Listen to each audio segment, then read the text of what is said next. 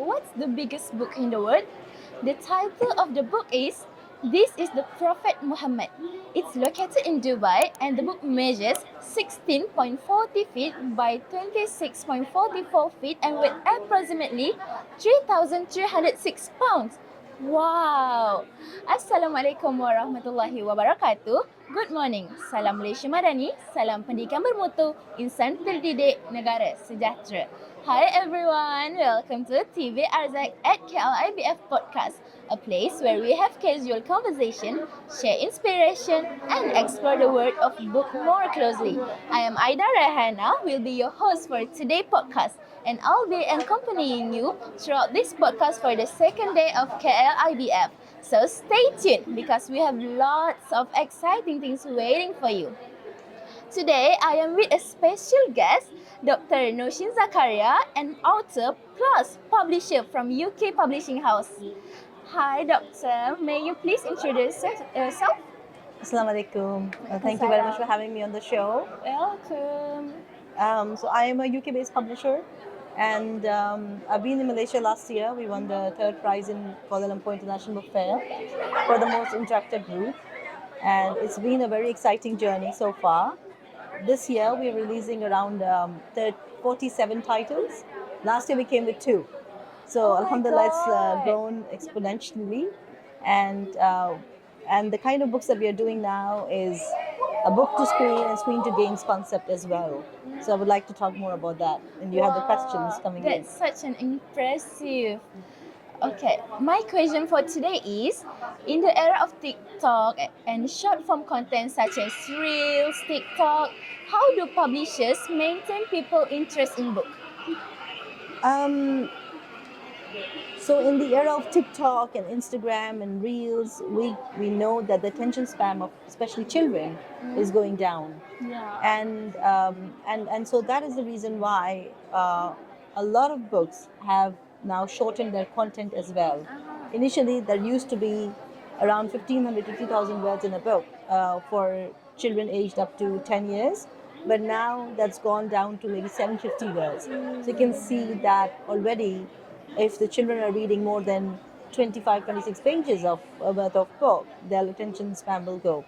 So what we have done in our production house is that we just don't do the books, but we also do the interactive books as well. So we do a video of the book and we do the audio of the book as well. And then we also do games and activities with the book as well. And then all the books that we have released this year, they all go on the Alif Kids app as well. And so that is why I think it's very important that we are in the sphere of where our children are learning different activities from as well. I see. And I heard that you mentioned an Alif app. Since like this generation more likely to be on their phone, so does the Alif app actually have a lot of content in there? Absolutely. So we have around 150 books right now in Alif Kids app, and we're just launching this year. We did the launch last 2 weeks back in Merdeka Center, and it was a big launch. MashaAllah, we got a lot of interest in that. And then now we are coming up with more interactive books, more video books, more episodes, interactive activities for children, because we know that the children are not just reading the physical book, but they also are on the app, they're also on the tab as well. So to get into their sphere, we're trying whatever we can in our capability to get into the educational sphere with an educational app as well. Yeah, because this generation is more focused on doom scrolling, so you take the initiative to create an app where it's also educational, right? Absolutely. Alright, move on to the next question. Nowadays, many people read ebooks and listen to audiobooks. Yes. So do you still think the physical books are still relevant? Yes, very much so. I mean, it depends on the child as well now. I've always been a person with a physical book. So I love the smell of the book. I love flipping pages. I absolutely love the collection of books I have in the house. I always had a library in my house as well. But I mean, between my 2 children as well, there are always changes. So my daughter would prefer the book more, but my son would like to read on the tab more. So I think we have to get into wherever we want and personal choices as well. They're still reading the book on the tab. It's still a book, and maybe it's more sustainable in the future as well to get a book on the tab rather than printing the books. But however, I don't think it can place the love for a physical book. Yeah. I would still like to hold on and treasure the book I had from my childhood, for example, or as a gift, you know. Yeah. So the physical book can not be replaced, but it's just adding another layer to it. So it really depends on the kids, because some kids likes more Absolutely. on tabs and some kids like on physical books. Absolutely, absolutely. It's a personal choice, right? Yeah. When I was doing my PhD, I had a friend from Taiwan, and I would print like loads of paper and journal articles to do my scribbling and my, like the traditional way of working, and make notes and all of that. And he would just read a PDF and make notes on the PDF, and I was like, how do you do that? I could never write on a PDF, on a computer. So, but it's a different choice. It's a personal choice as well. At the same time, there's nothing good or bad here. There's nothing wrong here. It's just a personal choice that you make. Yeah, there's also advantages and disadvantages of it, such as if we're doing physical, we will not get lost and we will remember what pages is it. Yeah. But if it's electronic, it maybe get lost or something, right? Yeah, but also, well, there are advantages to that as well. But publishers often they find it difficult to ship their book to overseas, and that restricts their ability to read a wider audience. But if your books are on the app, they can reach global audience as well. Yeah. So I would like to, because I'm an educator and also a tech entrepreneur, so I take both of the things at the same time. For the Alif app, is it focused on one range of age? Like, can So we are everybody... targeting around age 4 until 12 years of children. So Ah. Alif Kids is, we wouldn't want very young children to be using the screen. We always have like a touch and feel books for them and things like that. But for older children, like 4 above, we have the Alif Kids app for that. I understand.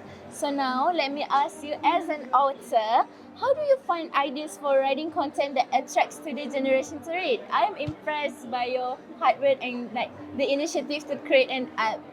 Right. So a lot of ideas came from my own children. I was not an author before. I became an author after I saw the needs coming from my children. So a lot of titles that you will find on my booth are coming from the needs of my own children and the struggles or the challenges I face as a mother. So for example, if the child is throwing a tantrum, how do you deal with that? So I wrote a book called Roar Said the Lion. Oh. My son would always come to me after every 5 minutes and he would say, Mama, I'm bored. What do I do? So I wrote a book called The Boy Who Was Always Bored. And then my daughter, she was in the school. And the whole Gaza thing was going on, and the genocide was happening. And obviously, I mean, she's only 6. She's going to turn 6 in August. So that time she was 5. And obviously, kids, when they're hearing the news from the circles, they do tend to absorb it. They do tend to, reflect on that as well. So I told her about what's happening in Gaza, and the children are hungry. So she went to the school one day, and she asked the teacher, to make a paper boat. And they made a paper boat together. And then she said, why are you making a paper boat? So she said, because I'm going to put food in there so that it could get to the children who are hungry in Gaza. And that inspired me to write a book called Noor and a Paper Boat. And my daughter is called Fatima, but I call that book Noor because it's dedicated to around 200 Noors between the age of 0 to 12 that were killed in Gaza. So, and that book, I was able to gift it to the Prime Minister yesterday. Wow! Alhamdulillah. Congrats. So I mean, stories are like that. Anything can inspire you. I also run a school, so a lot of ideas come from the school as well. We have a research department, so we see the behavior of the children, what trends they are following right now. So a lot of our work is indebted and embedded into the research work that we are doing in the back office as well, and finding out, like there are problems about bullying, about racism, about, representation, but all those other things. And that is how do we counsel the children through a book. But we don't have to be preachy, because children know when they're being preachy to them. But how can we be naughty with them at the same time, but teach them a good lesson? So that's what we're trying to do in our books. So actually, most of your book is inspired by your child, is it? No, some of them are, but some of them are also inspired by the research that we do in the school and seeing what children are facing, the problems around. I mean, for example, right now the trending one of the trending things is AI is everywhere, and a lot of schools are putting computers in front of the children without understanding the consequences of it. I mean, run a tech company, but I've seen that some of the schools teach programming to children without giving them any background knowledge. So we wrote a whole series on learning simple logics, which is programming in a story-based way without using the computer. So how do you tell the child about sequencing without them sitting on the computer? So in the story, I'm not going to tell a lot, but in the story we say, well, Zara is waking up in the morning. Would she do her? She's thinking, should I brush my teeth first, or should I change my clothes first? So she goes and she brushes her teeth first, and then she says, "Oops." Sorry. She goes and she changes her clothes first, and then she goes and brushes her teeth, and the clothes get dirty. And then she's like, "Oops, so did I do the sequence wrong?" And then in her mind, she's correcting herself, and then she's like, I need to brush my teeth first and then change my clothes. And similarly, then there's a whole series on learning simple logic like sequencing, looping, and conditioning, which are the three programming terms. And then we do a series on Zara and AI friends as well, because we do know that a lot of our children will be engaging with AI robots, and they will develop an emotional connection with the robot.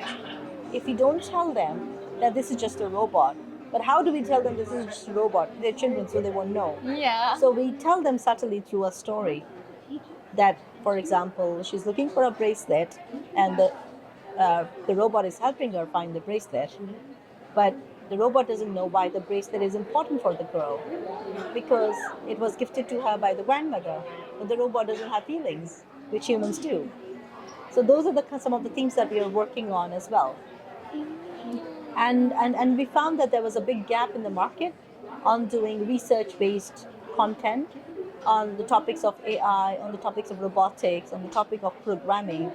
And that is one of the reasons why we started working on those topics as well.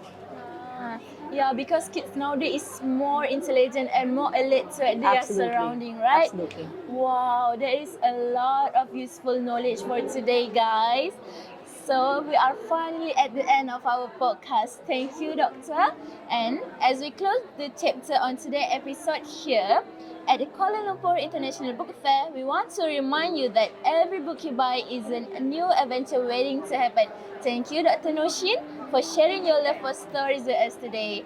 Until our next literary adventure, happy reading. Take care. Bye. Thank you.